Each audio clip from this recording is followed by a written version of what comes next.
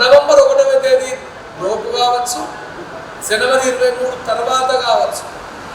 గురువు మైనస్లో ఉంటాడు, పనులు అవుతాయి. శని 9వ స్థానంలో ఉన్నాడు కదా. తర్వాత మీకు డిసెంబర్ 4వ తేదీ వరకు కేతువు కూడా 3వ స్థానంలో మంచి స్థానంలోనే ఉంటున్నాడు. ఆ లోపు మీ పనులన్నీ పూర్తి అవుతాయి. కొద్దిగా నడకగా మీ పనులు పూర్తి కావడానికి ఆస్కారం ఉంటుంది. పనులు పూర్తవుతాయి కానీ మెల్లమెల్లగా పోవడానికి ఆస్కారం ఉంటుంది. మీకు ఈ గురువు మైనస్లో ఉండటం మూలకంగా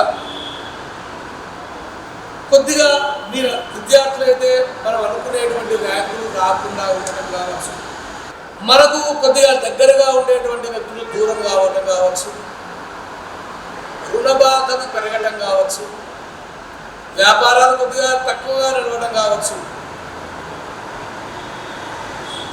చేసేటువంటి పనులలో కొద్దిగా ప్రతికూలత ఉండటము ఇత్యాది పనులు గురువు మైనస్లో ఉండటం మూలకంగా మనకు ఆటంకాలు ఏర్పడుతూ ఉంటాయి.